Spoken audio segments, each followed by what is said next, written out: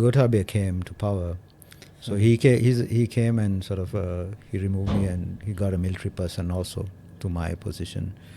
But when I asked him that, why do you remove me? And he said that... when you interview, talk about that. I asked him.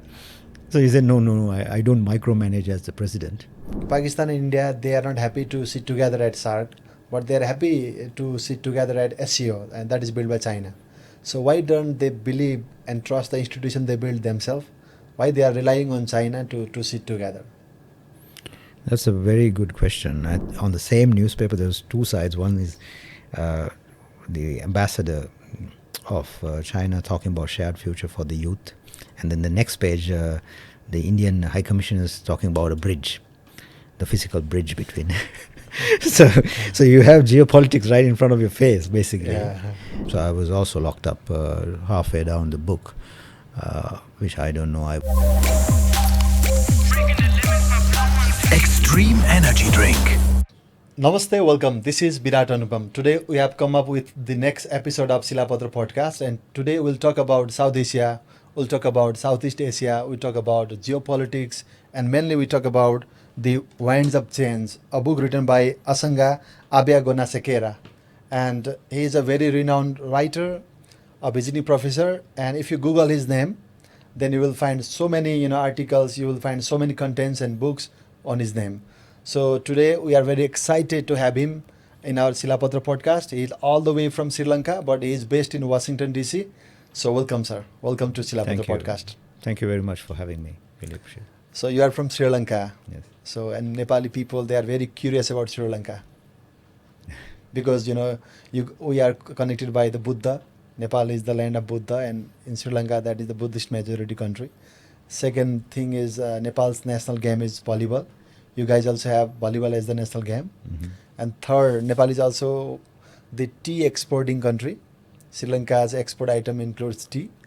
And the most importantly, Sri Lanka also has a lot of hydropower, and Nepal also has a lot of hydropower. Yes. And so if you talk about the 2022 moment, when the Rajapaksa government was toppled in Sri Lanka, many people, including the former Prime Minister, Pusakonal Dal Prachanda, they used to tell that Nepal will be the next Sri Lanka. So you have been to Nepal. Do you see Nepal as the next Sri Lanka or something like that? Well, my book, Winds of Change, captures three countries clearly. So Sri Lanka, the uprising 2022, Bangladesh, and Nepal. So I was there in Bangladesh and Nepal before the uprising, capturing data for the book.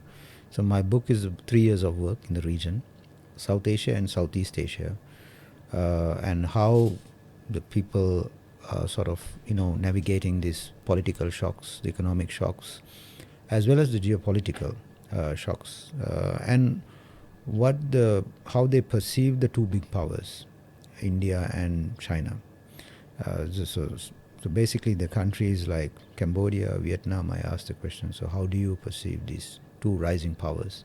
Do you see them as some powers, or which one is doing a better job in the region in terms of diplomacy, in terms of economic assistance, as well as cultural diplomacy? So when it comes to Sri Lankan case, it was a very clear example of people's anger and youth frustration, where they lost trust with the state, and you had a fertilizer crisis, then you had an energy crisis, and then followed by basically people's anger depicting on corruption, large-scale corruption. Now today, also there was a suicide of a former CEO of Sri Lankan Airlines who was accused of large-scale corruption during the Rajapaksa tenure. So the new government in place, which is Marxist-oriented government, which was the outcome of we call it Aragalaya, which is the people's uprising. That's a Sinhalese word we use. And you see that the people want accountability. They think that a lot of money has been looted by the first family or the Rajapaksas. So they want their money back, and so you have a lot of investigations going on, a lot of accountability. So the government is exercising the processes, is strengthening institutions. But what's interesting is on the three countries, Bangladesh, in my chapter on the Bangladesh, so I visit Bangladesh before the crisis. So Sri Lanka has already erupted, and so I go to Bangladesh. And 2022 in Sri Lanka, 2024 in Bangladesh, 2025 in Nepal. Nepal. So I asked the questions that, look, you have the same sets of, as a researcher, I kept the data from the ground. So I said, look, I have the same set, it's matching. It might happen here. Do you think it will happen? So that table was, we had a recording in it. It was very interesting. So we had very senior government officials, we had senior researchers, everybody from Bangladesh. And so they were saying, no, it would never happen. And then one senior person was saying there's no place to do it. Like in Sri Lanka, there was one particular place called the Aragale grounds, or the protest ground. So there's no one place like that. So they were even saying something like that. But then I said, look, you had undemocratic issue is there in Bangladesh. People have been questioning. Youth are angry on the unemployment issues and job quotas, and so very similar. Then again, the arrest of multiple journalists and various stuff in terms of the media space. So they're saying no, it won't never happen, but it happened. And Nepal was also very interesting. So when I was here, I was doing a talk at NAAC, and you see a bit of kind of anger, like elite capture. Like elites are not giving them a space. That I saw it, and I wrote that, saying that okay, there's a kind of a suppression of the old elites, that not giving space to the youth, the young people, kind of elite capture. Three countries were matching clearly. And that's why outcome of Sri Lanka, all new faces in the parliament. They never ruled the country before. So Bangladesh, similar outcome, but Bangladesh came. Yes, but you have a former prime minister's son, right? So but then the most of the parliamentarians are new. New, exactly. So even here you have the very young prime minister now. True. Which I wish him all the best, which is good. You need young people. It's very important to give space to young people. We have not done that. One of the things that in Nepal they were saying, when I was talking about political culture in Sri Lanka, nobody retires. So I remember in the discussion in Nepal, and even here nobody retired. Why is that? They're kind of angry. You see, they're not giving space for the younger generation. Similar patterns I see. Then Philippines, I was invited last year, and when I went, they were also worried. A few months ago, I was there too. So they have this large-scale corruption issue. Corruption was the common theme. All protesters in Sri Lanka say corruption is number one problem in our society. So Philippines, 10 billion was missing. $10 billion. It's a large amount, which is, when you compare the South Asian amounts of Philippines, and it's much more larger in terms. So 10 billion from flood control projects. And so the government is investigating their own, basically, it is the government who's again part of it, because the flood control money has gone to them. But the president has become a champion of arresting and, showing that there will be accountability as well as. So about 2 weeks ago, there was a person arrested in Czech Republic on these funds being allocated and being transferred.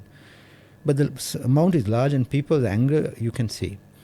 So they were asking whether Sri Lankan thing could happen here. Would it happen? So what I do is capturing the data, but I see anger even in Philippines also, because they become victims because there's a large informal economy in these countries, like 60%. Informal economy means no job security, daily workers. In gig worker like that. Yeah, in Sri Lanka you have more than 1 million tuk-tuk drivers. So they depend on daily income. In Philippines also, you look at even the poverty rates of these countries are much higher because of crisis after crisis. We had the COVID, but then again we had now a war is affecting. I discuss about geopolitical issues like from outside, how impacts the wallet, basically how a choke point can affect your kitchen, a wallet. So which is happening right now. Yeah. So that's the reason I think the book got a bit of attention. It was released like weeks before the Iran war. Interesting. Yeah, so there are two books which discuss, I think, my book as well as Edward Fishman. It's called Choke Point. I discuss about Malacca Straits, I discuss about the Indian Ocean, the Hormuz, as well as Bab el-Mandeb, these choke points and the resources, so basically control of resources, as well as China and the United States, two strategies, the Belt and Road, the Indo-Pacific, how it's received by these countries. I'll come to that point. Yeah. So let us talk about Sri Lanka. I want to advertise your book, and to our viewers, The Wind Up Change. This is the first time that we are talking about the book Beyond Sri Lanka in South Asia, and there is already book talk in Southeast Asia. In this book, you have talked to the overthrown President Gotabaya Rajapaksa for 2 hours. So when you talk to him about his overthrow from the regime, the Rajapaksa regime, what was his take about his expulsion from the power? So he was, I've quoted him directly what he told me. So he said that he was removed by the CIA. So when I asked him, like, how can you say that? And you had the fertilizer crisis, you had the energy crisis. So he said, yeah, it's all part of it. He believes that external force has removed him from office. And what was interesting was that he kept on discussing, saying that his networks were all captured by external forces and his advisors were misleading him. But anyway, the same data point I have managed to capture from Bangladesh, where Hasina says that she was removed by an external force. So the same external force, basically, is seen Nepal's Prime Minister also said the same thing. He talked to the Russian media, RT, India, and he was indicating that it was not the natural force that threw him out of the power. So that means from Gotabaya Rajapaksa to Hasina to KP Sharma Oli, they are saying the same thing. Same thing. So why they are saying the same thing? Not only saying the same thing, they have written books also. Now Gotabaya has already written a book called, his book's name is Conspiracy. In English or Sinhalese? It's both language, English and Sinhalese, it's there. But he has not specifically written the word CIA, but he has said external force. But in my book, I think there was the first interview there because he reveals the name of the organization. But oh yeah, three similar patterns you see, and also data point. But does the people believe this? Now, I asked this question from other countries. I asked from Cambodia, the Vietnam, scholars, do you believe what they're saying? Cambodians believe that there was a strong kind of a color revolution in the region. Some of the Russians also I met in Cambodia. Cambodia had a conference called the Color Revolution Conference in Phnom Penh, and I was there. I attended that as well as discussed about the Sri Lankan case. So they strongly believe that the area that is the destability came from outside, and particularly targeting United States. So they're saying it was part of. But Vietnam does not say that. Vietnam says this is their own mistakes and own policy blunders, and now they're trying to blame others. And Vietnam is run by communists, by the way. Correct. So, but the narrative is different. You see, they Buddhist narrative believe it was external factors, and the communists, they believe that it was internal reason. Internal, like a lot of internal the mistakes, like fertilizer crisis. Fertilizer crisis is shifting from chemical to organic fertilizer within a day, and so very short, and the farmers were affected, and that's why the first initial protest started like that in Sri Lanka. So they say that those things are not created by the CIA. But the president's argument is that those networks and everything was part of that whole operation.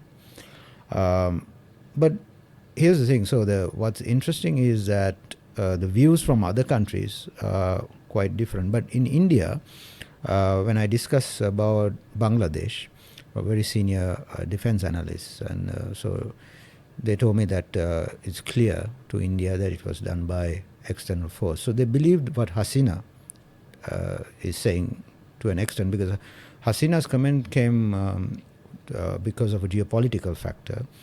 She says that the Americans wanted an island called St. Martin Island, and she didn't give it. If she gave it, then she would have been in power. Same thing came from Gotabaya.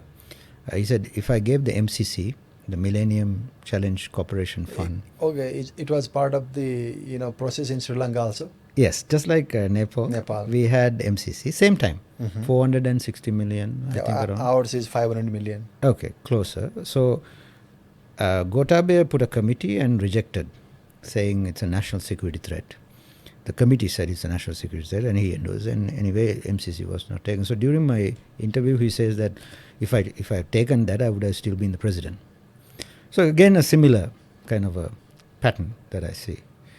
But Nepal, the Nepal's party, they had already okayed the MCC. Correct, exactly. So you all have taken, but I don't see any security. I mean, external security. The committee report, I've read it during Gotabaya's, but the US was very silent about it. Like, if you don't, it's a grant. If you don't want it, then they didn't even reply, or they did not say anything when it was rejected by the Sri Lankan government.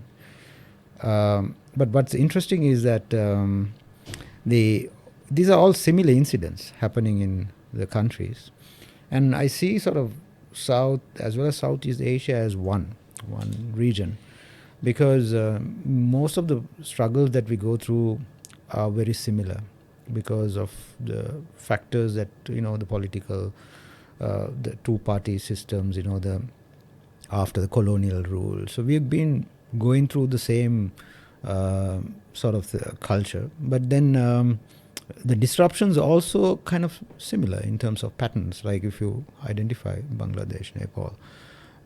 So Pakistan was also there in the equation. I've written about that also, like Imran Khan speaking about his, removal. And then I'd speak about like larger projects. And then Chinese, what is interesting is that China is not in this narrative, you see, by any of these countries on dealing with the political establishments or getting involved in political. So now they believe that. It's a very clear factor. But they believe that a strong economic sort of a capture or strong economic trade with all these countries. I've given a comparison chart on how well they are doing in terms of trade with ASEAN countries, in terms of billions, when you compare with the assistance also coming to the ASEAN countries from US as well as India. And whether these countries see how they see US as well as how they see the big powers. I think that's it's important right now, because to understand for the big powers also, because in Washington you have a different narrative. They think that Indo-Pacific is a very strong project. It is being perceived. Countries are supporting, which is not the case in the ground. So when you ask the questions, for example, a taxi driver, I ask from normal people also, not only the high-ranked people. So I asked a Cambodian taxi driver about a Chinese project. So there's a highway built in Siam Reap, and we are both traveling in that. And so I asked him, do you like the highway? And he says, you call this a highway, you come from the US. And because there's only 2 tracks. I said, this is a highway. I mean, it's written, it's a highway. Then we have this discussion, and he says, yeah, but this is the only thing we have. Only Chinese have done it. Nobody else has come and invested money. They're the only one who came. So there has a kind of in the village level, there's a aspiration. They believe that the Chinese would develop these areas. But the development has not come yet. It has come to the main, like airports and but something has happened from the Belt and Road rather than.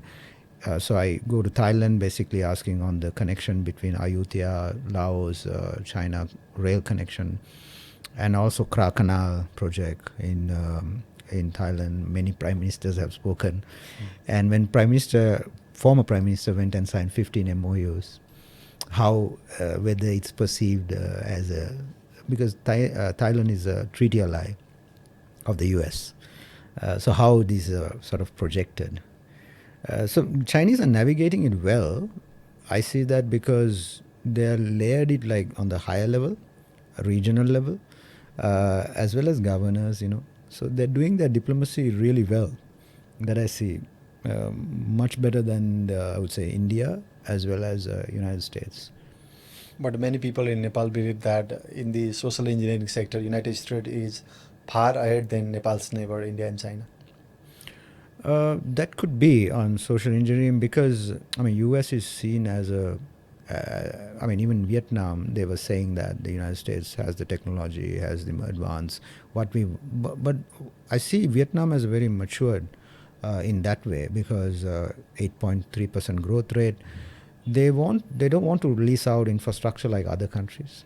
They want more technology. They talk about supply chains.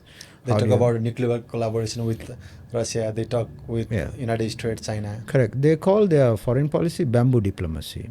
What is like bamboo diplomacy? Yeah, I asked them. So bending, something like that? Yeah. So Ho Chi Minh introduced this concept.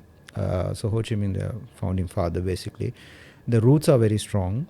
For whatever wind, it won't break. But it swings where the benefit is. So it's called bamboo diplomacy. So Thais also have it. So I asked them which country created first. Is it the Thais or the... Vietnam. So I think Vietnam has a huge history of external forces coming into their country, oppression, starting from the Chinese wars, the Japanese, French, and then followed by the Americans. So before the interviews, I went to the Ho Chi Minh and they asked me to go to the museum. So I went to see the museum exhibits. And the first exhibit, I have put a picture also in the book, is a guillotine. So nowhere in the world you see the first exhibit as the guillotine. And they have names also, the chopped people and all that. Then you have the orange gas, pictures of... what was interesting is the orange gas... So, it's not because the gas is orange, it's because the barrel is orange. And so a lot of narratives I have captured, and how during the interviews they say, we love the French, we want the investment from the French, the Americans, we are our best friends. I see a lot of pragmatism. The Cambodians say, okay, 1 million died from carpet bombing, 2 million died from Pol Pot and that regime. So we are victims. So I mentioned about a visit of Lloyd Austin, the former Secretary of Defense. So Lloyd Austin comes to Cambodia, and at that time I was doing my research. So Cambodians say, Lloyd Austin says that, look, we can start a new chapter, it's a strong growth and all that.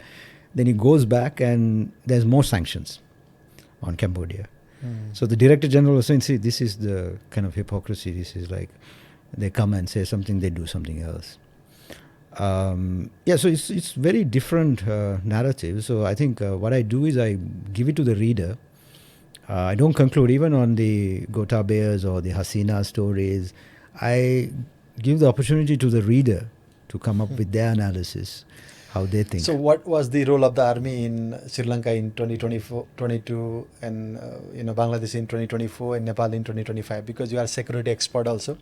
You was the leader of one of the top think tank in Sri Lanka, the security think tank. So I was heading the Institute of National Security Studies, which is under the Ministry of Defense. Since 2011? Until Gotabaya came to power. So he came and sort of he removed me, and he got a military person also to my position. But when I asked him that, why do you remove me? And he said that... when you interview, talk about that. I asked him. So he said, no, I don't micromanage as the president. These exact words he said, and my advisors did it. So anyway, but what happened was role of military was very important in these three scenarios. Which side the military took, number one, during the protests, as well as halfway down, as well as, which side were the military. So in the Sri Lankan case, it was very clear, so that the military did not fire any, they did not attack at all. They didn't use your power to control the protest? They didn't. It was only one death. That's not from the military. It's from outside mobs. But there is a lining, clearly. So the general who was in charge was very interesting. So they surrounded the parliament in Sri Lanka, and when I asked him, like, so how did you prevent this? So he had a meeting in the parliament, calling all the party leaders, and he has told that if somebody crosses this line, he's going to shoot. So that prevented coming into the parliament or burning of the parliament. That I could believe, because this is what he told me. So he said that was clearly communicated. So after 1 hour, everybody withdrew. I mean, they moved out of After that. the threat from the army.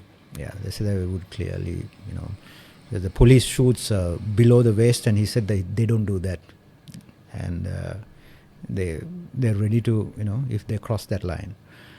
So I think that role, as well as, siding after the, when after Gotabaya left the country. So I discussed about that also. His resignation was written in Singapore. So he goes to Singapore and the resignation was sent. And then there was another pressure, again, not a pressure, I would say, an influence maybe, from another country, according to a journalist in Singapore. So there was an influence coming from another country that, it has to be given quickly as possible. And the settle, like kind of the society would be settled and everything, there won't be any, chaos. And so two embassies played a role in this. One is the US embassy and the Indian embassy. In Sri Lanka, Singapore. Yeah, so creating that sort of, the balance and all that, and after this turmoil. Which Gotabaya questions one, right? So in his assessments, he says that it was done by one, and so he's quite not happy with with that. Anyway, he's the first president to be removed in Sri Lanka like this in the history. In the history of Sri Lanka. In the history of Sri Lanka. And the first resignation from abroad. Yeah, what he says is there's an external force, clearly. That means he was not supported by the military in Sri Lanka? He's from the military. I mean, his background is from the military. He was the former Secretary of Defense, right? So what was interesting is some of the factors like surrounding his house, the last moment where people tried to move into his house that he was not aware, was very shocking. I mean, even in the interview, they had a National Security Council meeting when the people were trying to come into the house. Those things are not clear. I mean, it needs more sort of a research in that because the intelligence of Sri Lanka is much more, I would say, matured than that. They would know. I mean, you have thousands of people coming in, you won't have a national security meeting. And the president has to basically evacuate ASAP and from the back door.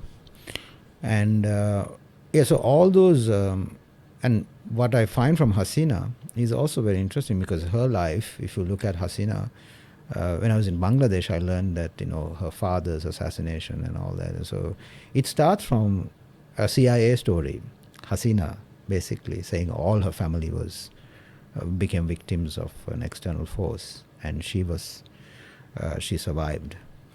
Then comes back again the same story. So, but the Cambodians, the Russians that I spoke with, so they strongly believe the color revolution part. There are many books written. Did Gotabaya say something about army role in the Sri Lanka crisis in 2022? I mean, the network was captured, he says, clearly. It's not a role of the army, but the heads were supporting this cause. There was like gas explosions, like cooking gas, explosions, which is very rare, right? I mean, gas don't explode, and then it started exploding everywhere. So when he personally, Gotabaya sends the police, he calls the police, head of police, and says that, there's an explosion there, go and see what's going on. And they have gone somewhere else. Not in the scene. Yeah, it's kind of a diversion. This is what they say. You see, I mean the gas explosion in the kitchen or in the public place? Different places there was explosions. And this particular incident was near McDonald's compound. So there was an explosion, and so he has directed them to do that. But without looking at that, they've gone somewhere else. So it's kind of, misguided, Disobedience kind of thing. So he said his network was captured. So he believes that the external force managed to do all that. And that's why he clearly mentions it. And so it's a... But then I asked the question, okay, is the external force there in the other countries? Now, India is very interesting in this story. So India and the periphery that I discuss. Then I discuss about how the two big countries are doing the regional diplomacy. So Indian periphery, I see like immediate periphery of India. There's a huge distrust. Although they have Sagar, neighborhood first, all these policies, there's this huge distrust. India comes as the first responder, for all these crises. Yeah. So I asked, why supports vaccine in COVID-19. Yes, why is this distrust? And no one in the periphery says India is great. India says India is great by Bharat and all these concepts. So what went wrong? There's a huge distrust. The distrust comes from political... They believe that political interventions are there in these countries. There are internal, coming into, like, for example, the MOU signed between India and Sri Lanka last year. A defense MOU was signed. And Anurag Kumara Dissanayake was said to be the anti-India, but he signed the defense agreement with India. So how was this change possible? That was the earlier party of JVP. Now they have sort of evolved into a more liberal, open market reform economy. Not much of Marxism is there. So now you're right, in 1988 they took arms against there was an uprising on the Indo-Lanka Accord. So now it's a different, sort of a completely different version of it. So there's a paper that I published, and I was invited to speak about this in China, and I have included that paper. The Chinese were telling me to write about how Marxists are the Marxists. And it was a very difficult paper. I struggled a lot in that paper. Only person that I could bring from the history was Antonio Gramsci, where Gramsci says that, a little bit of transformation can be, is allowed as well as... But the huge jump, like from the reforms that they're talking right now, pro-IMF, it's totally against the earlier foundational factors. So what I was trying to say was the defense MOU which was signed. And again, there's not much of consultation at all. But India, obviously Sri Lanka does not want it. It was India who wanted it. So we signed. So there is kind of a India like telling us what to do, as sort of the people. I think that the distrust comes from that, like a hegemonic behavior. So why the 2/3 majority government was succumbed to sign that accord? Exactly. So nobody is there to answer that question, not even in the Sri Lankan society. So kind of a hegemonic behavior by these big powers, not only India, time to time, push us to like corridors, like, very narrow corridors where we become victims, most of us, smaller countries, Maldives, and it is very similar pattern that I see. The big power rivalry, how it affects us, our policy circle basically, and how the elites support these big powers and get the president into trouble also. And it's very interesting dimensions that I bring in. For example, the Maritime Rescue Coordination Center, I have a specific reference to that in the MRCC. So now there's a coordination center which was to be set up, and so the Indians wanted it for them. They wanted that project. So there was another project, the proposal by the Chinese as well as other countries, but I don't think the Sri Lankans even looked at it. So kind of, this is because they believe that the Indian Ocean and the immediate periphery is their own security calculation. This is coming from K. Subramaniam, Dr. Jayashankar's father. So this is again a big problem for the neighboring countries to see as a net security provider. But India, I believe, have learned a lesson from the recent attack, the submarine attack happened the Iris Dina in Sri Lanka. So the Iranian ship was attacked by an American submarine. So when it was attacked, India didn't know, and it was No information, no no intelligence. information at all, and it was the invitation came from the Indian government for the Iranian ship to come. Yeah, they were guests actually. They were guests as well as unarmed. So I think India the strategic community probably must have learned something from that. And because they believe that this is their strategic backyard, the most important, and providing net security is quite difficult if India does not navigate its external relations, not only the periphery but outside the periphery with the United States. So I refer about Canada, the incident what happened in Canada, then again in New York, and all this, the kind of the trust deficit that's between India and United States, and it's growing because the periphery is not given opportunity, I think. So as a security expert, I should ask this question to you. In the diplomatic domain, mainly in the peace negotiation, Pakistan profile is elevated and India is diminished, at least for now. So why is this so? It's clear. I mean, if you read my book, it's very clear. From the election time of Prime Minister Modi, I mean, as researchers, we can only give some data points, right? Something's going wrong. This is what we see in the society. If you're over-propagating Hindutva, you are summoning or you're questioning the State Department officers, the German officers, things are not going wrong, right? I mean, something's going wrong. And so we can only point that India's trust as with these big powers is and India wished to use the non-aligned as well as the strategic autonomy to work with Russia as well as have close relations with other countries. So the United States knows this. India is seen as from Washington is one of the key partners of the Indo-Pacific that you can push to China to some extent. But what I see now, there's the growing trust deficit has moved other countries in the periphery to the center of Washington attention, like Sri Lanka, Nepal. So the periphery is given more attention now in Washington. I think India needs to get that rather than, of course I discuss about Bharat. I bring Bharat concept as well as the civilizational, rise of a civilizational state. Then also Xi Jinping's concept of his rise of civilizational state. He talks about civilizational power. Exactly. Global Civilization Initiative, yes, something GCI, like that. Global Civilization Initiative, the global security. So it's like a multiple initiative. We are the leader. We are the next leader. It's been projected clearly in most of those countries. But here's another interesting part is when I asked the question, so do you see a better region without the United States? Most of them are silent about it. Is it the playing the role what the US is played by the Indians or the Chinese? Now the Vietnamese, there was a very interesting one with the economist. He's a very senior economist. So when I asked him, do you see India as a power? And he said, of course China they see as a power, but India.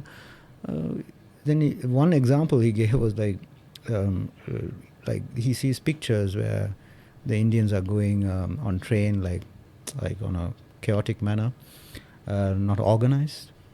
So they need to do a lot more to come there. So I believe those are very valid points. Because they need to, how they perceive, although it's been written by the policy circle, we are a power, but are they a really power? So I keep asking that question even from the normal general people. But in the ancient history, yes, of course, civilizational states. I learned that even Sri Lanka had a naval battle and a victory in the ancient time in a port of in Myanmar, and so I've written clearly on about that incident. So we were a naval power also at some point. So in the ancient history, yes, but nowadays, it's quite different as well as complex in a way. But India has to sort of play a much better role in the region. I think it can. I'm very optimistic about that. But my worry is that if the neighborhood or the India's immediate periphery is kind of in complete disarray or is not supporting India, India will also not achieve what they want to achieve. So why do you think that per capita goodwill of India is not so good among its neighbor? Pakistan, anyway, it's okay. But when you talk about Sri Lanka, Nepal, Bangladesh, even Bhutan, in Maldives, the per capita goodwill of India is not so good. Many people talk about it. So why do you think that this is happening? No, it's happening because I think multilateralism is missing in the region. I mean, no matter how we speak, there's no SARC anymore. There is no multilateral networks. What the ASEAN strength was the ASEAN consensus. That was very clear. One member is going through issues, they would bring that member back. Now Myanmar is going through it, but always there is a consensus going on, and ASEAN multilateralism help ASEAN to have those tremendous growth in those countries. In the book, The ASEAN Miracle, Kishore Mabon has written that there was Hindu, there was Christian, there was a Muslim, yes, Buddhist and Communist to sign the ASEAN Charter. Correct. So it was like multilateral from the day Correct. one. So India is moving out of that secular space. That's where the worry is. Most of the regional India's periphery is like Islamic countries, and so more you propagate Hindutva. Of course, there's a political reason, but then, but you need sort of to bring more sort of secular position. Even for the Hindu majority country like Nepal, why doesn't have India good goodwill in countries like Nepal? The trust deficit is huge. I mean, even if you sign the MOU with defense, there is a huge trust deficit in Sri Lanka. I interviewed several ultranationalists, of course. They have a huge concern what's going on in the country, what's happening. But India can always correct this position. Like, you see, now, a few days ago, the Indian High Commissioner speaks about a bridge, a physical bridge. So he's proposing a physical bridge between India and Sri Lanka. Oh, nice. That would be a nice idea. Yes, but that's a nice idea for him. But when I asked this from several, I would say, scholars as well, as I said, no. I mean, I discussed the same about the bridge project because the Prime Minister of Sri Lanka, Wickremesinghe, speaks about a bridge project between India and Sri Lanka. So I asked from his deputy foreign minister at that time. So it's been documented in the book. So he says, look, it's a beautiful thing, having a bridge. A person who's selling vegetables in the morning can get up and go to India, bring the money to the country, have a good life and that sort of thing. But it's more complex than that. You see, Sri Lanka is more concerned on demographic changes or cultural issues. What is the approximate distance between the South India and Sri Lanka if they are to make bridge? 32 kilometer from the shortest 32 kilometers. Yeah, the gap we have, and that's Rameshwaram and Kalemana, but then that's the proposed area. But it's quite difficult to discuss this sort of thing in the political arena, although the High Commissioner can speak about it, because of the trust deficit. So that's why they need to work much. There's a lot to be done before the bridge. For example, like weeks ago, Sri Lankan dockyard was taken, majority stake was taken by an Indian company. So there is a lot of dialogue in the society saying the Indians are coming, and the company that took over has a military sort of a dimension. So they're concerned. So let us talk about SARC, because Sri Lanka is also a member of SARC and Nepal has the headquarters of SARC. Since 2014, for 12 years, there is no dialogue. The summit level talks in any country. Pakistan and India, they are not happy to sit together at SARC, but they are happy to sit together at SCO, and that is built by China. So why don't they believe and trust the institution they build themselves? Why they are relying on China to sit together? That's a very good question. I think I highlight the value of synergies. The problem here is the absence of synergetic relations in our societies, like working with other countries much more closer. India and Pakistan's conflict has because of this, we have, thrown out the whole multilateral, a valuable establishment. So it's very important that we go into dispute resolutions? How do we need to get matured in those areas rather than just completely rejecting it and not talking about it. And BIMSTEC does not have Pakistan. Now you can talk about other, then my colleague C. Raja Mohan speaks about minilaterals. He said minilaterals are better when this is missing. But you can't have, you need to get the entire region together. Now we have a minilateral between Maldives, Sri Lanka and India on intelligence sharing, and this is after the attack by US. No, by 3 countries, no US. It's After a attack minilateral. on the Iranian Navy. No, after the attack of the Easter Sunday. Oh, okay. In 2019 we had a terrible attack. I captured that also. But that should have been done long time before that attack. But unfortunately, we were talking about it for 10 years, and we finally have it. But when it comes, just imagine, rather than a minilateral between 3, you have a sort of a multilateral between all the 8 countries on information sharing, border issues. Then we will resolve. Like then the Prime Minister, for example, before Modi's elections, there was an arrest in Delhi. Sri Lankans were arrested, some of the Sri Lankans. So they were apparently going to bomb Delhi or something. But that's the thing. Some of the articles or what has been projected in the Indian media is pretty hard to believe also. So they do it in a way that I think there's much more maturity in the Gen Z as well as all these. The questions that they ask, they even completely not even discuss that matter at all. So there is a growing security threat.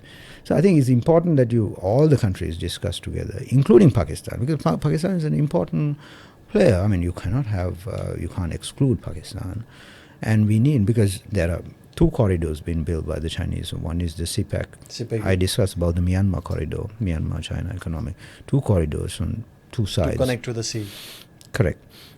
So shouldn't we include all of them? So we need to do that. So I think it's very important that we take that position. India plays a more synergetic relations, seeing that all these countries are important in the equation.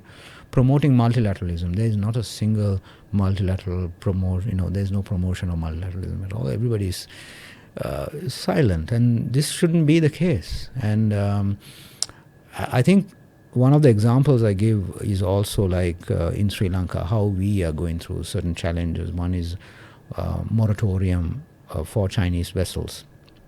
Now Sri Lanka declared when the research vessels start coming, the Chinese research vessels, first they were welcome, and then because of India's security concerns, we declared a moratorium.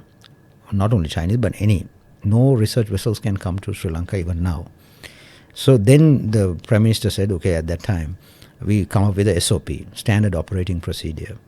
So after about 3 years now, there's no SOP.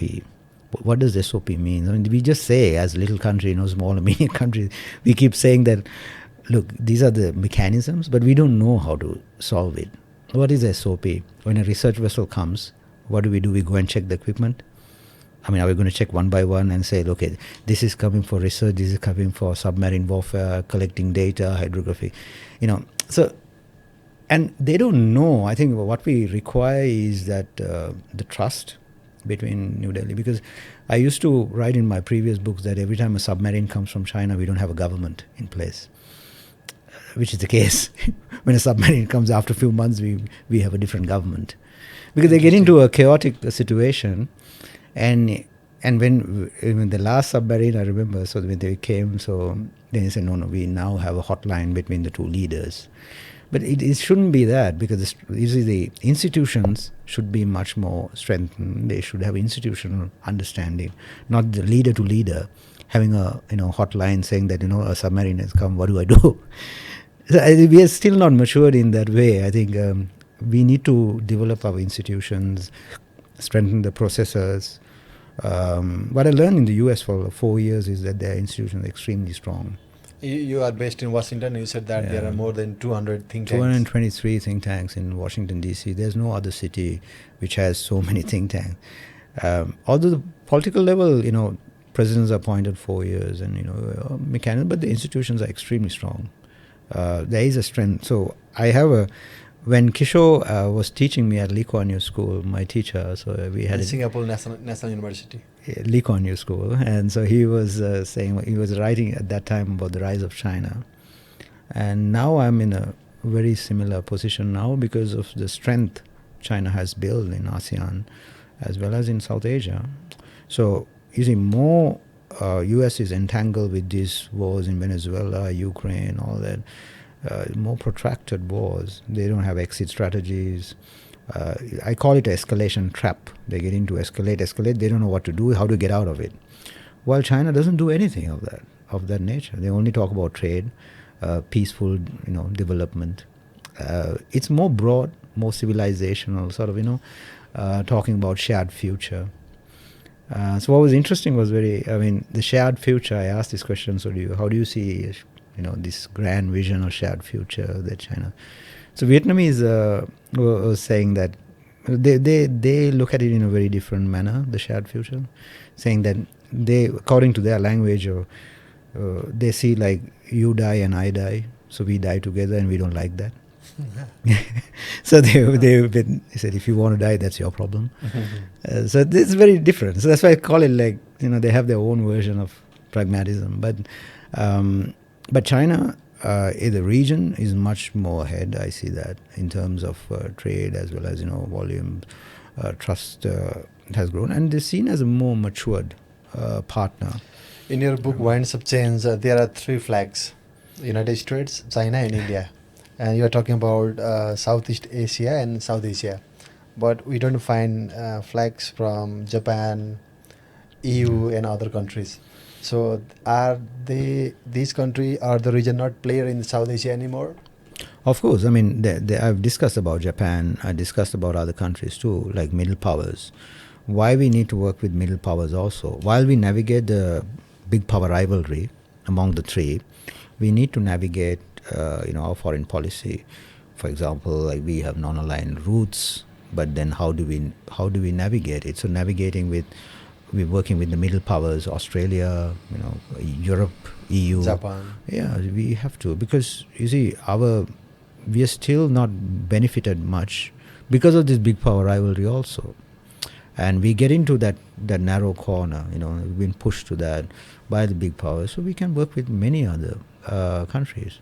So in your opinion, which are the major players in Sri Lanka and Nepal? India versus China, or China versus United States, or China versus India versus United States in Sri Lanka and Nepal? Sri Lanka and Nepal, I see India and China clearly. United States sometimes distant, but then it is sort of projected sometimes through India in this part of the region. I see. Not directly maybe, but through India as a partner. But in India, I call it the buck passing from the geopolitical thinkers. Those are the words that they use. But but the problem is there's a trust deficit there also. So they need to get their act in control, but we also need to work in multiple directions, not only one. Hedging our bets in one is a huge danger for our leaders. I've learned that for the last 15 years of my work. You put a hedge on one, and then you won't have assistance at all at the end. So working with all powers and sort of, and also discussing with the public, sharing with the public documents that you sign is very important, because only people who will back you is the public. You see, they don't realize, after sometimes these majoritarian leaders who come to power, they don't realize that they have come from the mandate of the people. They try to do whatever they want, and so that's a huge issue in South Asia. That is. A few weeks ago, I talked to Muni, Professor Muni, and I asked him, what is the United States' interest in Nepal? And he said the only interest of United States in Nepal is the neighbor of China. It doesn't have big trade with United States, no big investment, something like that. Mm-hmm. So what is the United States' interest in Sri Lanka? Of course, China's dimension, if you read the United States National Security Strategy, which was released a few months ago, clearly identifies China as their main aggressor, as their main, so the threat is China, clearly. It's not Iran, it's not other countries, it's China. So one scholar was asking whether the Iran was created for China, like to reduce the Chinese dependency, whether these conflicts are created. So whether the Russians, who call it the color revolutions in this part, is created for China, targeting China. So that's another assessment that geopolitically needs to be taken in. But so it's clear that the United States see sometime in their Indo-Pacific strategy, you see aggressive, they use the word aggressive China in the region as well as, but there's a fair judgment also from China saying that Indian Ocean is not India's ocean, it belongs to all the countries. So I think when you, for example, research vessels is not a security threat, obviously. So I mean, these are things. We had a hydropower project of wind power from the Chinese, and so that was closed and given to the Indians, saying it was a national security threat. So wind power can't be a national security threat. The MCC was also like that. I mean, in terms of saying the CIA would come. India was unhappy with the MCC in Sri Lanka? No, CIA doesn't come on invitation. I mean, so I mean, this is crazy to say that there's going to be like, we take the 450 million and the Americans are going to establish a base there. Who was making that narrative? Indian side or the Chinese side or the ultra-nationalist side of Sri Lanka? There is ultra-nationalist, so that's why there was protests and all that. So even the present president was against the MCC in Sri Lanka. So now he's part of MCC, or did he accept or reject the MCC? Yeah, he was rejected back then, so it was not discussed after that. But he is working very closely with all nations. So you see, he's also been very pragmatic, I would say. I mean, working. But my issue was on the defense MOU, it should have been discussed much more. So when you do a quick thing, because Modi was in town, and that's why he had to sign. But he doesn't have to sign. You see, there is always a way of communicating with the public first. Because what I see is a pattern also where presidents start with a pro-India campaign, even Rajpaksa, and when they go out with a anti-India campaign. All of them has a pattern. That has also been captured. So I think it's a lesson that many countries can learn from South Asia, these stories that's coming up. There are different narratives. Even the boy who created the hashtag, the most popular hashtag is called Gota Go Home, right? So that became viral, and that was the most iconic symbolic thing which was created by his passport is snatched, he's not in power. Exactly. So the ones who are in the forefront of the protests are not in power. I mean, not in power, holding any positions or anything. But when I asked him about the non-violent, the revolution or the uprising, he says, no, it's not over. So they believe that the young people, it's not over, it's still going on. But I say, it's over now, you have a new government in place. So I mean, there are different narratives coming in, but I think the youth perception is really important, and the role they played is also important. But then the external hand, you can make these assessments. I mean, obviously, all these leaders are making the assessment, but it's up to the people to judge also. I mean, was there corruption? How much of it was it there? Or is it large scale money looted? Then also the democratic values of the country.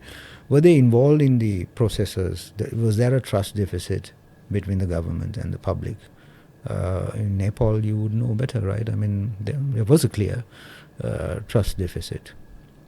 And that's the reason they wanted new faces. So I think it's important that they learn, because here Sri Lankan story is very clearly a lesson for Nepal as well as Bangladesh, because they're the first, and they're gone through that. So most of the decisions are taken, as well as the policy decisions. Like they have something called Clean Sri Lanka project.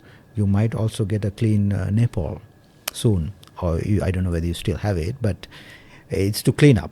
Clean up means not only the streets or whatever. The shanties will be removed.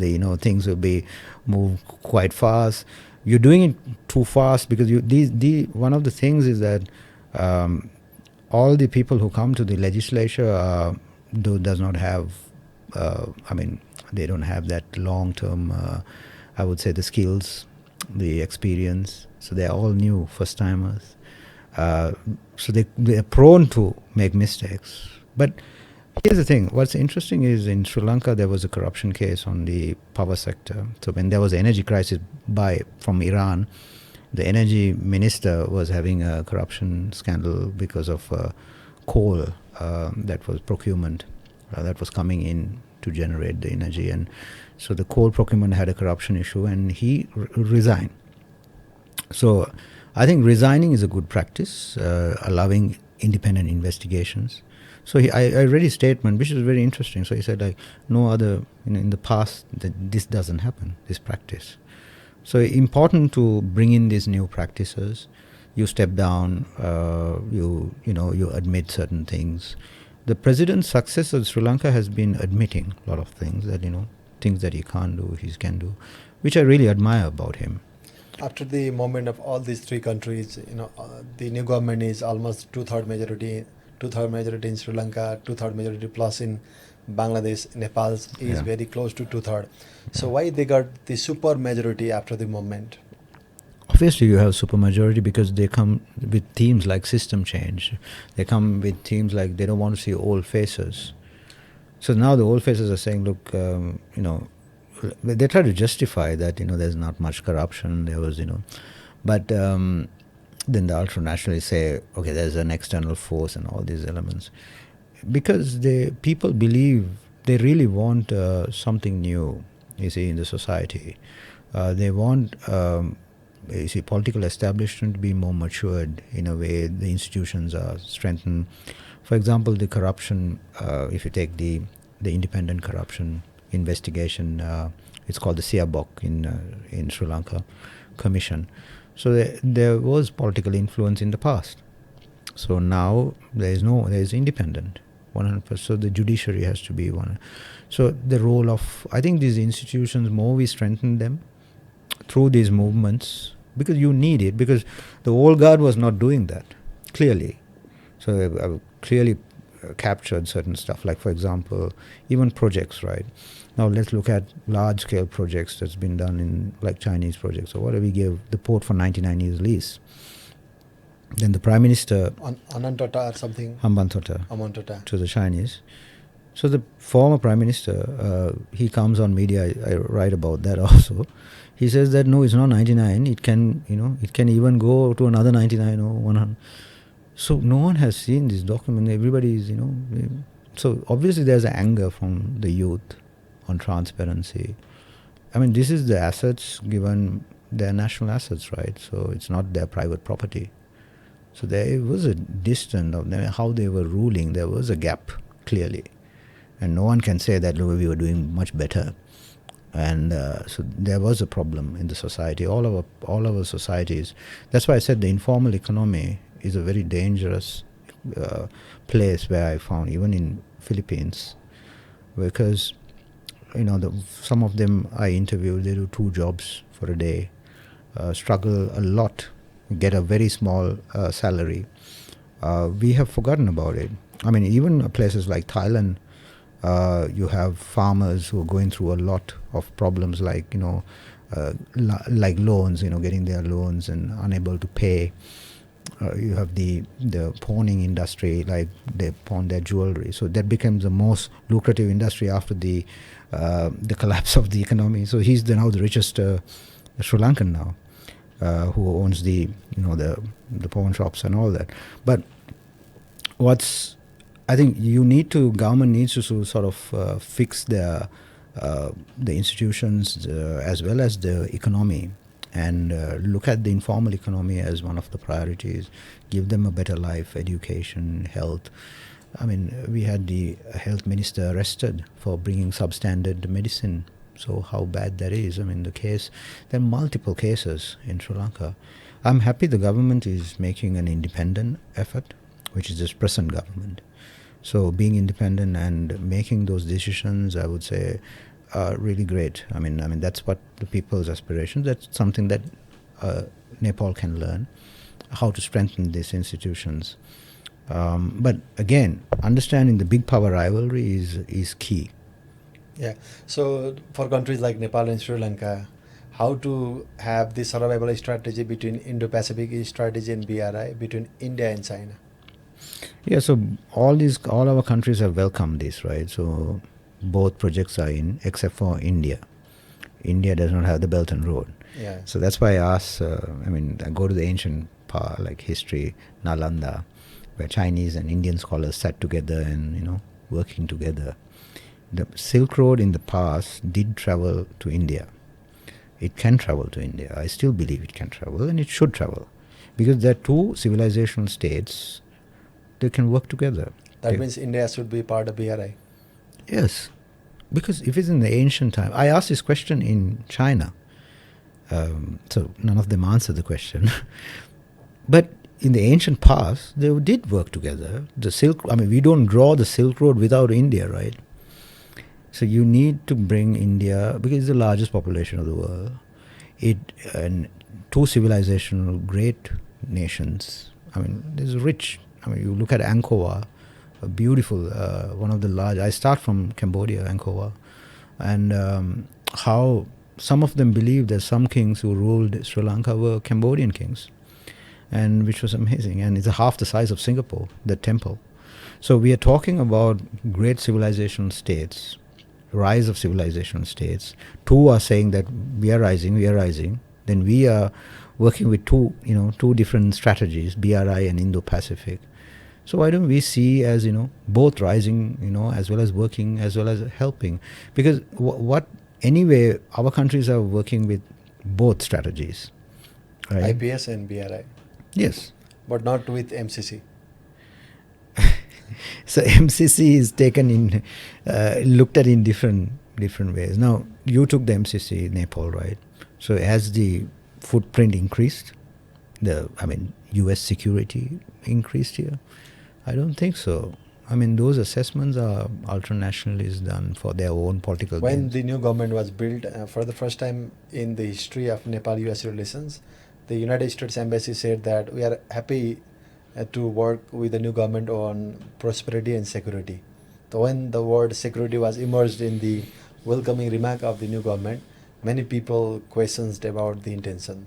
So why they wrote security in your point of view? No, I think the security is a big concern for US right now. Looking at Iran, as well as if you read the national security strategy, it's very clear security is a primary problem that they have. Now, as a superpower, been in power for so many years, I think they come into that position where they've been threatened. They're seen as, the security umbrella has been threatened, as well as so what are the actions they need to take with the Indo-Pacific Command, or the narratives could be from different stations or wherever. But security is a primary thing. It's discussed in Washington also. But the thing is that reading security is one thing, but then applying it, seeing like Arctic needs to be taken up. There could be a threat from Arctic, and we need to take Greenland. I think those are a bit, so you're going out of the security umbrella, but then overhyped up. But I think there was a miscalculation probably, if you look at it from a security dimension, on Venezuela and Iran. So Venezuela was a quick exit, but then Iran is a civilizational state. So I'm not sure, because you can't apply the same strategies, although there could be a tactical victory or strategic victory. So countries like us, like smaller country, we need to understand the security umbrella clearly. But when we are working with the two big powers, we need to work with all powers, like, not limiting. If you sign with India, my simple question was, if the Pakistanis come tomorrow with a MOU, are you not going to sign? If the Chinese come, so there's one discussion in one of my previous books. So the United States has come up with the cross-exchange AXA, the Access and the Cross-Exchange Agreement, and then they wanted to upgrade it to a SOFA, the Status Force Agreement, but we did not sign. The Sri Lanka government didn't sign, but AXA, we did an extension of it. So when I asked the Chinese, what do you think of these agreements coming from the United States? And they're not even bothered about it. But they said is, but when we come, don't disappoint us. You see, so it's going to come. You talk about Greenland. Trump is threatening to capture Greenland, and Russia has already taken around 20% land of Ukraine. So what should be the survival strategy of small countries like Nepal, Sri Lanka, Bangladesh, Maldives? No, I think the expansionism, when it comes to geopolitics, I talk about Rudolf Schellen, one of the leading geopolitical thinkers. The word geopolitics, it comes from Rudolf Schellen's vocabulary. He's one of the greatest thinkers. So he saw back then the expansion.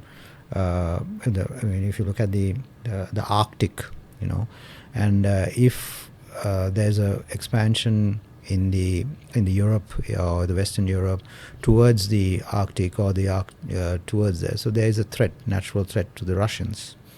It's the same thing that's happening right now. You see, you expand the NATO, and you get Sweden, for example. My discussion about Sweden. So United States sees as a huge victory. But no, clearly in terms of expansion, expansionism, so there is a problem there when you look at it from a Russian perspective. So that's why a Russian told me, when I met the Russian scholar in Cambodia, he says we know that what's going on. It's the old school theory of capturing the rimland, the rimland that surrounds by Nicholas Spikeman. So they are doing the same thing what they did in the Cold War. They are doing the same thing right now. So all these dysfunctionalities is in this surrounding area, the buffer zone they call it. I think United States would need to create that balance back again, because they are seen as a power. After 1945, a lot of people believe that after colonial rule that U.S. stood for values, principles, So you should not erode that. What's going on is erosion of that. So you need to preserve that, because all these rules-based order, democratic norms, values, we all benefited from it. It's quite sad to see one side of the discussion saying U.S. did everything. U.S. have done a lot to the societies also. But what is sad is that when I asked the question from Southeast Asian countries, can we talk about democracy, rules-based order? Then they ask me the question, you're coming from Washington, do you have it there? So this is what I get. One direct question from most of them saying, what democracy are you talking about? So it's a time that all these institutions, the norms, values, are being questioned, geopolitical drivers, playing one against the other. So we need to navigate. So my attempt is to help the periphery countries. And I want to see this region as not two separate regions, South and Southeast Asia. I don't know who divided these two, but we should... There are confusion on some countries, like you talk about Sri Lanka. There used to be the Southeast Asian base for the British. Yes, during the Second World War. It is part of the South Asia and Southeast Asia. There are two, we have two great oceans connecting South China Sea, the Indian Ocean, connecting each other. Trade, we are connected to Southeast Asia. When Narasimha Rao, I made a reference in 1990s, he made the Look East policy. That was a very visionary policy. India to look east.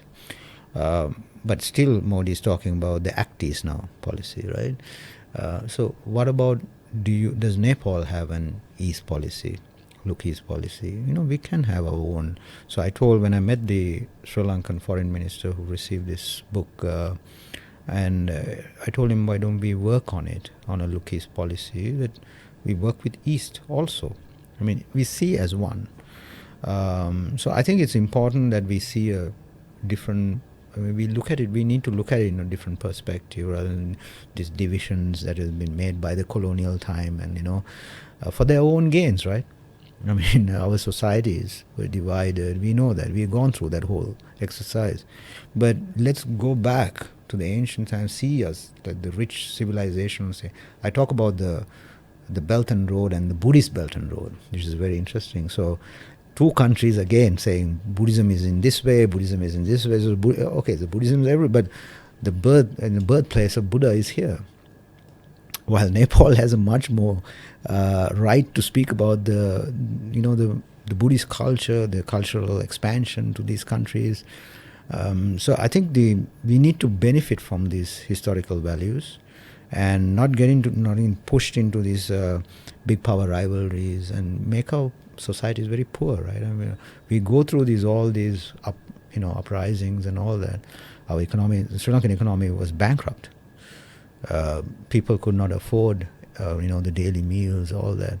So our percentage of, if you look at the poverty rates, went up. So we should not allow that. When you talk about that ancient, the grand civilizations, now we become poor countries, right? So I mean, it's equal. Even Cambodia, same. I mean, all these places that I go, the great ancient past, and then so who's to blame? External forces. So I think collectively we can face them. So I think we need a collectivism. That's what I'm called. I mean, I'm asking for collective vision. But the leaders also need to. You see, he created a Ram Mandir. When I was writing on when I was there in Cambodia, when I visited the Angkor Wat. So I was looking at the parallels. I mean, Angkor Wat built by Suryavarman, and so Modi was sweeping at that. I remember it was a campaign ad or whatever. So trying to show that how they're building the Ram Mandir. Then yeah, and then Jaishankar talks in his Why Bharat Matters about Ram and norms, values, starting from Ram, and these are cultural. I mean, they're trying to bring a rise of the culture, but you have to rise in a way, in a secular manner, because you cannot disturb the minorities. You need to have a collectivism. That's important. You talk about the buffering area, and recently Nepal's Ministry of Foreign Minister was criticized for calling Nepal a buffer state. So do you believe that countries like Nepal and Sri Lanka are buffer state? We have been kind of, I mean, if you look at it, I mean, Nepal sits between India and China. So whatever the word from the vocabulary he uses, we can't have the Chinese research vessels. We have significant Chinese investment, the Belt and Road, and then we have India sitting next to, a few kilometers away. So of course, and we see as we are kind of sandwiched, I would say, between big power rivalries, and we are trying to find our own ways, but unfortunately, we are not articulated our foreign policy clearly. I mean, Sri Lankan president to president has their own foreign policy. They use word balance. They use non-aligned balance. Is the buffer state right term to describe Nepal and Sri Lanka between big powers? Yes, I mean, if you look at it, because you're buffered by the two big powers, right? And then their rivalries matter. It has direct impact. You have open border with India. Then you have Chinese interests in here, of course. Then you have large trade volumes and all that.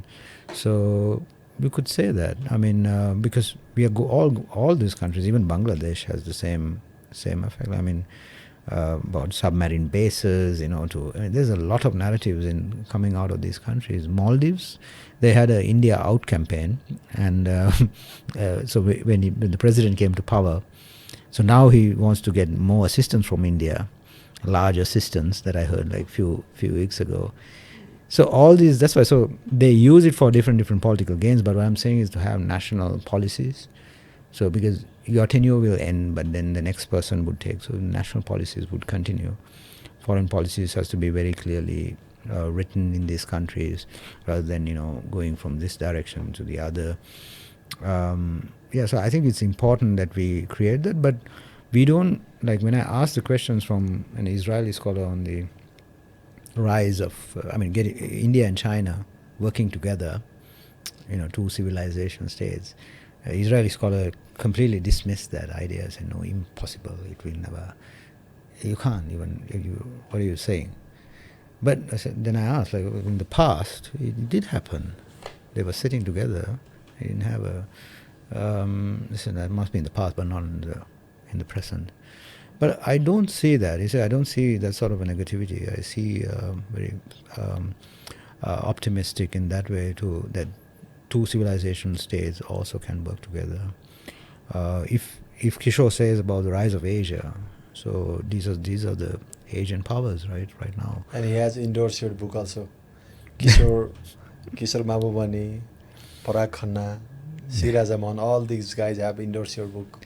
So why do they believe your writing? Raja reviewed my previous book, Raja Mohan. Parag did review my book. There are several others. Erik Solheim, who was a peace negotiator, who reviewed. He's from Norway. Who's Sri Lanka had a 30-year war as well as with the Tamil Tigers, and he's one of the peace negotiators. So he also has reviewed my book. Now he's working on a greening the Belt and Road project. He's very active in Twitter also. Correct. Giorgio, former Singapore foreign minister, has reviewed my book. So I think a lot of people, how they view, it's very important. We need to look at this. It's important that how we are perceived as nations by others, and how those countries, smaller countries, look at the large powers is really important. Now, seeing large-scale projects like the global development initiatives, seeing as national threats and all that. I travel to most of these. Do you see a threat coming in, taking over ports? Cambodia constitution does not allow other countries to take over their ports. It doesn't. Constitutionally, it's prohibited. A lot of people don't know about it. But US, one of these RAND reports as well as the aid data says that that's going to be the next base. You see, and Hambantota was also there in that report, saying it's definitely going to be a Chinese base. But what are the... So I'm kind of questioning... They play the same template of Djibouti. Exactly. Yeah, the only base China have, but it has so many bases from different countries, even from Saudi Arabia, United States. I think a lot of people learned about bases after Iran. So yeah. So so there is... What are the substantial... are they... these are reputed research institutes. So I look at those research data. I've included them also. Are they really coming? Does people see it as, general public or the people? Do you think that the Chinese will come and establish their bases and, operate your country and, take over? I don't think so. There's not. I don't see that sort of... they don't see China in that sort of a... Because China has not projected militarily in... But when it comes to Taiwan, it's a different story. So where I discuss... where a British... defense expert, he was saying that, Taiwan could happen even this year, taking over and all that. But then I asked him, can you say that? What are the... but if you look at the global picture of interventions and all that by the United States, and as well as the West, questioning West, like Canada, Prime Minister in Davos, you saw that. For the first time, we have the West questioning the West and the Western norms, and in that sort of an environment, yes, there is a possibility also, because of China is not a passive actor. He's not a passive actor in any of these countries. He's very active. He's active. It wants to. It's clearly highlighting what it wants. After many years. Yeah, in your book, you have in page number 236, you have talked about the difference between Xi Jinping and Deng Xiaoping. Narrative on Global Order, Common Destiny by Deng Xiaoping, Shared Future by Xi Jinping, and Global Leadership Role, Will Not Take the Lead by Deng Xiaoping, but International Leadership with Chinese Characteristics by Xi Jinping. Yes. So why do you think that it is required to compare between Deng Xiaoping and Xi Jinping? Now, I think from Deng to Xi, of course, the great reforms came from Deng. But biding the time, hiding your strength was Deng's position. That has a sort of a change. I mean, if you look at works of Rush Doshi to everyone, call it blunting or whatever, you see a significant transformation of their foreign policy also moving into Chinese, talking as a civilizational power. So the words that they use, I've sort of highlighted them, are also coming from the ancient texts of Chinese. And also, I bring in, now India starts speaking about Kautilya at the same time. And I was there at the Chanakya discussions and in India invited by the defense establishment of India. I was there for twice. What's interesting is so I try to bring in Chanakya's ideas also, where India wants to follow, as well as Sun Tzu. Quite similar. I mean, if you look at the playbook of strategic playbook, but what the difference is that China is during Xi's time, he wants to use the words very clearly. He wants to project power, wants to. They're not that's why I said the passive. It's not a passive actor anymore. The global security initiative has been discussed, development at a broader multilateral platforms. So even the civilizational initiative saying that shared future is what we believe for the mankind, and we need to build that. So Confucian ideas, which was kind of suppressed during the Marxist time of China. And I think they're revisiting back again. So you see a different... Going to their roots with communist characteristics. Exactly. So there is a clear articulation of their foreign policy and people have understood. That's the most interesting. Now, a few days ago, in the Sri Lankan newspapers, I had a book talk in Colombo, and on the same day, on the 5th of May, there was on the same newspaper, there was two sides. One is the ambassador of China talking about shared future for the youth. And then the next page, the Indian High Commissioner is talking about a bridge, the physical bridge between. So you have geopolitics right in front of your face, basically. Yeah. And so my last question, sir. Yes. It has been almost 4 years after the 2022 protest in Sri Lanka. And we are almost in 8 months after the protest, and it has been close to 2 months for the new government. So what are the good takeaways for Nepal from Sri Lanka? I think the independence on the corruption investigation, bringing in the recommendations, implementing the recommendations of the IMF on the institutional capacity building, such as making the appointments independent. So I think those are very good examples. So you need to have that the strengthening of the institutions, a very clear example. I mean, we are still, it's a process, you can't do it overnight, because some of the institutions have been politicized time to time. And so they're trying to show that judiciary is independent, rule applies for everyone, even from the higher, to the lowest, resigning from positions. I think it happened here also, right? Yeah. Allowing investigations, declaring assets, as well as accountability, signing large-scale strategic projects without public consent, keeping the public always aware, creating that media culture, not suppressing media. We had assassinations of media personnel in Sri Lanka After 2022? No, what I'm saying in the past. There was missing journalists, and we have many issues.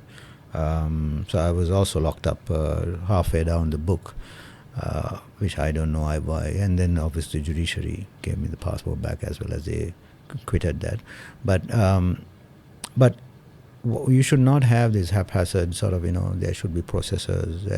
People start believing, even the international community start believing, because you need the investors in these countries. So you need to build that culture to have that. Because if you have sort of one day you talk about something else and another day, you say something else. So I think that you need to have more pragmatic, I would say, as well as long-term policies, continuous policies, continue from one regime to the other, national policies. I think those are the lessons. I mean, we are trying. I think the government, we have to give credit to the government. They have done I would say, an excellent job up to now by, following those norms, values. And the president has recently, I think today, the Vietnamese president was in Colombo, and we had the Maldives president. So he's having multilateral, relationship with many presidents, trying to. But the process is long. You see, you can't. It doesn't. In the mechanism of government is there is a lot of frustration, huge expectation after these uprisings. Like I said, the hashtag person. So you get into actually doing things, right? When it comes to doing things, people start looking. Okay, where is it? Where is it? But I think there should be patience also from the people's side. Because if they're walking first time without any experience to these institutions, you can imagine, right? It's going to be a bit revolutionary there too. But keeping, good practices, referring to bringing the academics much more closer. I think the research community should be more focused. Having a more accountable a nation is what is required, because I think the youth will not be unhappy if you keep them informed of most of the decisions that you are taken, very open. I think those are the good takeaways, I would say. So anything you want to talk about the winds up change, because we should talk about the book, because this is the major attraction today in South Asia and Southeast Asia. I'll learn about your book also. Thank you. This is my question. Thank you so much. No, I think it's. I would like to more reviewers to look at my book, as well as understanding what's going on. I wish I had more longer time. It was 3 years, but my publisher wanted to end. But there was more countries that I wanted to spend time, understand, because you can't write from outside without visiting the societies, talking directly to media. From Sri Lanka, what was interesting was that the data set was created. How it was done, and I had to thank all my junior researchers, everybody who picked them. It's important. Then also the actors, political actors who were there, ones who were before and then in the present, and what they are going through. And so my expectation is that some sort of pragmatic measures would be taken and to their societies, and and help these people who are going through this every day. We are seen as a region most like least integrated. When you say South Asia, largest population, largest market, but also a large poverty rate also in most. So I think we depend on remittances. Nepal, I believe 10 billion, right? So Sri Lanka, same. So we depending on these remittances, and we're sending our people to other countries. But we have to have our own industries, channel the income to. I believe that I wish all the best for the new Prime Minister. So he would create these industries. Yeah. So I hope this will be some sort of a benefit. Thank you, sir. Thank you so much. Thank you very much for having me. Okay, that's all for now. Stay tuned, stay connected. Shilapatra Podcast. Shilapatra.